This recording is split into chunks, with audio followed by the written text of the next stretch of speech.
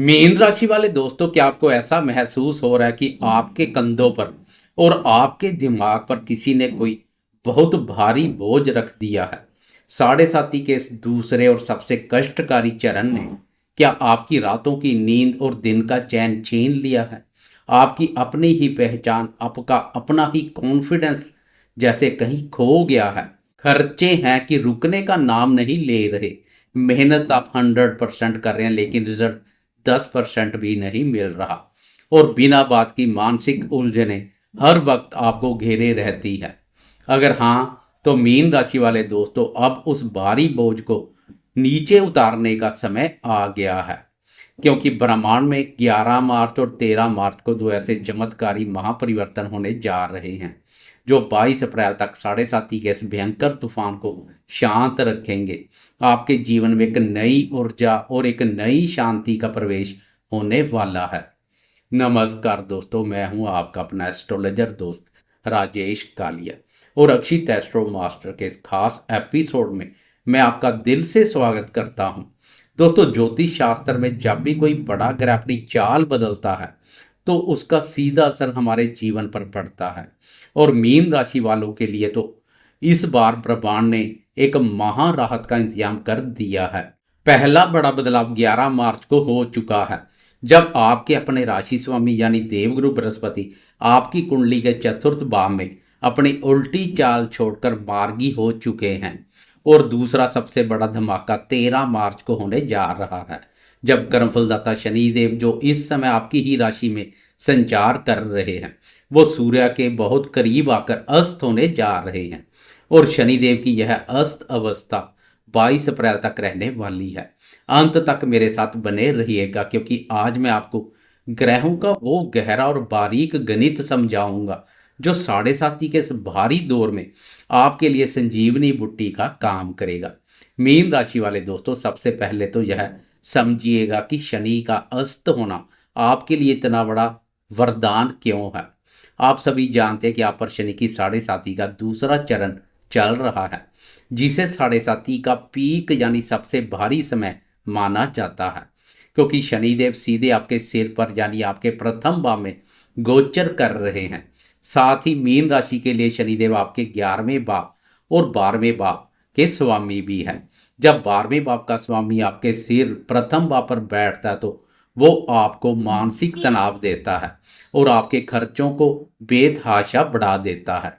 लेकिन 13 मार्च को जैसे ही शनिदेव अस्त होंगे, सूर्य के प्रचंड तेज के सामने शनिदेव की पावर 22 अप्रैल तक के लिए शून्य हो जाएगी। इसका सीधा सा मतलब है कि साढ़े साथी का जो डंडा आपके सिर पर हर वक्त पड़ रहा था, जो 24 घंटे की टेंशन आपके दिमाग में चल रही थी, वो 22 अप्रैल तक के लिए रुक जाएगी। यह 40 दिन का समय आपके लिए एक पेन किलर का काम करेगा। आपके वो फालतू खर्चे जो आपको कर्ज की तरफ धकेल रहे थे, वो अचानक से बंद हो जाएंगे।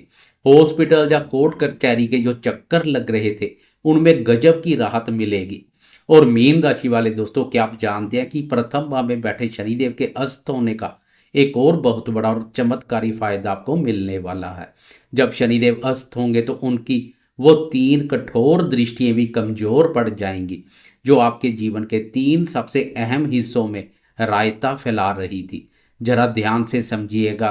प्रथम भाव पर बैठकर शनिदेव की तीसरी दृष्टि आपकी राशि के तृतीय भाव पराक्रम और छोटे भाई बहनों के भाव पर पड़ रही है, जिसके कारण आपके अपने भाई बहनों से बिना बात के मतभेद हो रहे हैं और आपकी मेहनत का पूरा फल आपको नहीं मिल रहा है।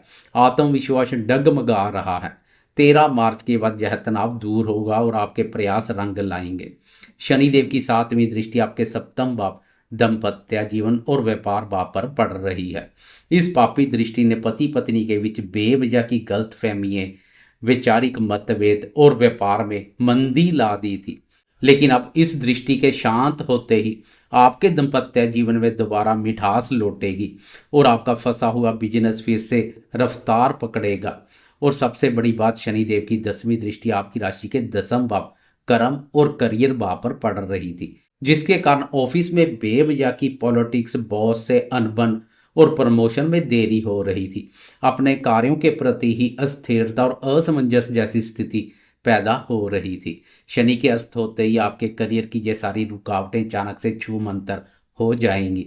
लेकिन मीन राशि वाले दोस्तों, दृष्टियों की यह राहत तो आपको मिलेगी, पर एक ज्योतिषी और आपका दोस्त होने के नाते मेरा फर्ज है आपको उस खतरे से भी सावधान करना जो इस समय आपके प्रथम भाव में मंडरा रहा है। जरा ध्यान से समझिएगा। आजकल ग्रहों के राजा प्रतापी सूर्यदेव भी 15 मार्च को आपकी राशि के प्रथम भाव में प्रवेश करने जा रहे हैं और 14 अप्रैल तक उनकी यह स्थिति बनी रहेगी। आपके सिर पर पिता और पुत्र यानी सूर्य और शनि के मध्य एक भयंकर ग्रह युद्ध छिड़ने वाला है। पहला भाव हमारे शरीर, हमारे दिमाग और हमारे स्वभाव का होता है। जब यहाँ सूर्य का भयंकर अहंकार और शनि की कड़वाहट आपस में टकराएंगे तो आपके अंदर अचानक से बहुत तेज गुस्सा और झुंझलाहट बढ़ सकती है। आपका बीपी ऊपर नीचे हो सकता है या सिर दर्द की शिकायत रह सकती है। हो सकता है आपका कोई काम ना बने तो आप अपना सारा गुस्सा अपने परिवार वालों पर या अपने कार्य क्षेत्र में अपने बॉस पर निकाल दें। मीन राशि वाले दोस्तों, यही वो सबसे बड़ी गलती है जो आपको इस अवधि में बिल्कुल नहीं करनी है। सूर्य शनि का यह टकराव आपकी इम्यूनिटी को भी कमजोर करेगा, इसलिए अपनी सेहत का ध्यान रखें। और सबसे बड़ी बात, अपने अहंकार को बिल्कुल साइड में रख दें। चाहे कितनी भी उकसाने वाली बात क्यों ना हो, आपको मौन रहना और बहस से बचना है। और अब आते हैं उस महाचमत्कार पर जो इस ग्रह युद्ध के बीच में आपके लिए एक बहुत बड़ा सुरक्षा कवच बनेगा। मीन राशि वाले दोस्तों, 11 मार्च को आपके अपने राशि स्वामी यानी देवगुरु बृहस्पति आपकी कुंडली के चतुर्थ भाव में मार्गी हो चुके हैं। चतुर्थ भाव हमारे सुख का, हमारी माता का, घर, मकान और मानसिक शांति का भाव होता है।